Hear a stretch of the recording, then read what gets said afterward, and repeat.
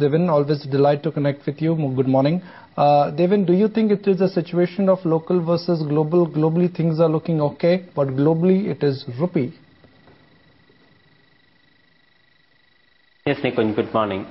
It is a concern. Rupee is certainly a concern, and the heat is on. You have already got 55 to a dollar.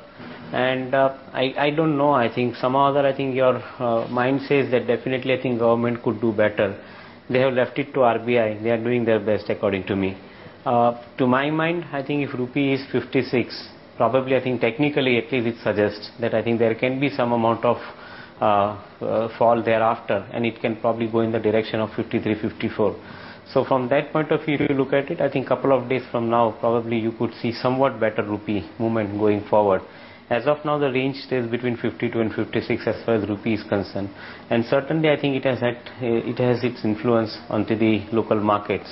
I do believe that trading funds definitely have a look at the rupee when it is 56. Probably, I think more money could flow in, and that could drive up the market.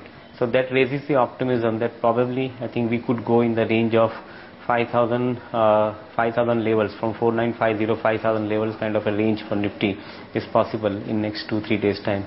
The global news certainly, I think in the Euro front is somewhat suggesting that they will be in a position to manage the and Greece in the Eurozone with whatever compromise that they have to make, and that is somewhat good news, because I think the kind of a mass sell-off otherwise which was feared at some point of time may get subdued in this kind of an environment.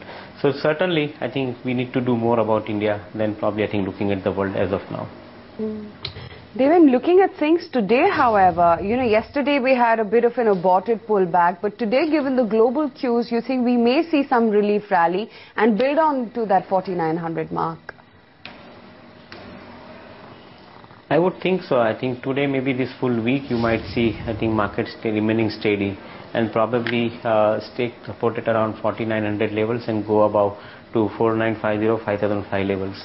The participation in the market is missing. That is the worry. Otherwise, I think the market is now at least stabilizing. That is what I could think. If no negative news comes in, probably I think we should be seeing stability into the market. And the range for the market could be somewhere around 4,900 to 5,000 levels, at least for this week. Devin, have you done some numbers on how rupee will change life for companies which have imported foreign capital, whether it is FCCB or ECB? Well, individually, some companies, certainly we have been looking at it, and I think different companies have different response to give. In many companies' cases, what we find is that because of the export earnings available to them, and I think overseas flow available to them, the FCCB related transaction probably becomes a non-event to a greater extent for some of them, and that includes company like Jain Irrigation also, who has got, I think, a good amount of money coming in from the overseas market due to the businesses spread across in different geographies. So to a certain extent, I think it's more of an individual company game vis-a-vis, I think, the overall game. But yes, I do agree that this is an area where one will have to keep a watchful eye and probably, I think, start looking at a little bit more in detail about the retirement of those FCCBs and how exactly they would be arranged by respective companies. But more of an individual exercise, as I mentioned earlier. Devin, just want to get your views on banks, in particular SBI, the kind of relief or rather the run-up that we've seen in the stock after its earnings. How long do you think it could last? Well, I think difficult to say how long this kind of a run lasts, I think, because I think 10% of up move has already come from the lower price in last 2 days. So difficult to predict the price target for State Bank in a shorter run. But if you are asking me from the long-term investment point of view, I've been liking the banking space in general for quite some time. And I find that SBI kind of a bank would be far better place going forward. Few reasons, I think, which supports this particular argument. The first one is the credit growth driven by the infrastructure projects, I think, would probably start happening somewhere in the second half of this financial year. That should basically help the larger size bank of size of SBI in general, with the higher amount of growth coming in through the core income business, the interest business. The second area through which I think they should be getting a larger amount of growth coming in the falling interest rate trajectory, they may probably require to have less amount of provisions to be done on the bond portfolio, and that should build up the kind of a bottom line for the bank.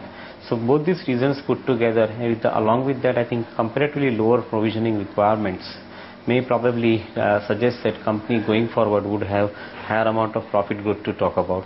So 1 year plus kind of a price target for this bank, which we have kept, is around 2550 levels. Devin, what are your thoughts on Bharti? Suddenly, the company is getting twisted from all the sides. Locally, you've got the TRAI or the 2G auction issue. Globally, Africa is still a problem area for them. And also, given the way that they are sitting on a large dollar-denominated loan, rupee has depreciated against the dollar. They could report a big fat forex loss. Yes, I think the latter which you mentioned, I think is a worrisome fact for sure, at least in near term, if not for long term. They would probably end up reporting, if not anything else, mark-to-market losses on that front, and that is definitely a nervous kind of a situation for a company like Bharti. Of course, I think I have been staying away from telecom business for quite some time now. Given the kind of a regulatory hurdles that they have been creating from time to time, this business in India certainly is not asking for relook at it, at least I think for near future. Whatever the spectrum prices, I think that they are talking about, they're way above the levels at which I think these companies can sell comfortably. And that probably means that going forward, you will find lower profitability for telecom operators, including companies like Bharti. So certainly, I think would like to keep myself away from telecom space. For sure, I think the African operations may improve over a period of time. But honestly, I think that will take a little longer time than what we all had anticipated. So all put together would stay away from telecommunication space, including companies like Bharti. Devin, when Infosys shared their FY13 guidance, rupee was at 51.5. Now rupee is at 55. What we also understand is that 50% of Infosys total FY13 projected revenue is unhedged. How come markets are not recognizing that fact?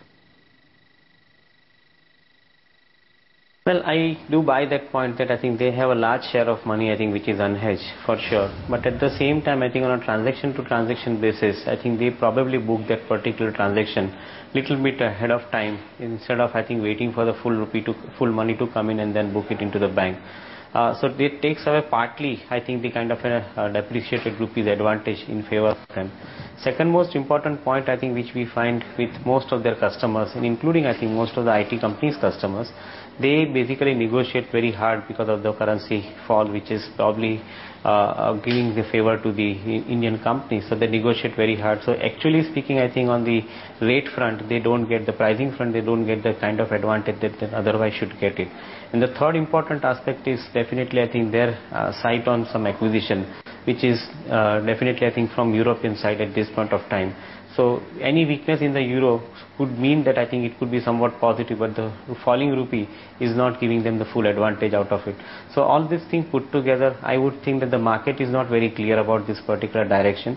And at the same time, 15 to a price earning ratio without, I think, much of a clarity on the growth. People are not happy to buy into the company like Infosys. So maybe I think that's the reason for which the market is staying away. We certainly have, for the time being, we are not getting into the IT space except HCL Tech, which we like among the frontline stocks. Devin, your sense on which way Tata Motors as well as Bajaj Auto may head in the near term? Well, at least I think if we talk, I think this near term at September ending and thereafter, probably I think till September ending, I don't see major change happening into any of the auto companies. On the contrary, I think till the festive season begins, I think you probably may see the drag on the volume numbers. Probably many of the companies may find the demand getting postponed from the buyer side for a variety of reasons. A, the fuel prices. B, the cost of, I think, registering the vehicle. C, the government levies. And of course, I think till the time the rate of interest comes down, the higher pickup cannot take place into the auto space. So all put together may have its impact in first half of this financial year, wherein you might not see the kind of a growth in the domestic market in the auto space.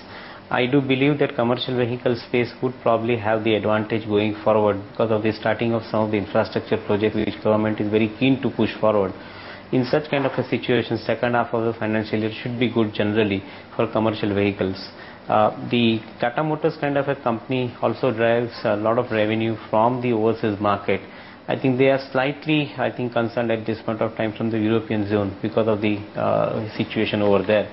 But overall, I think Tata Motors at lower levels would definitely demand once again a relook for adding into the portfolio.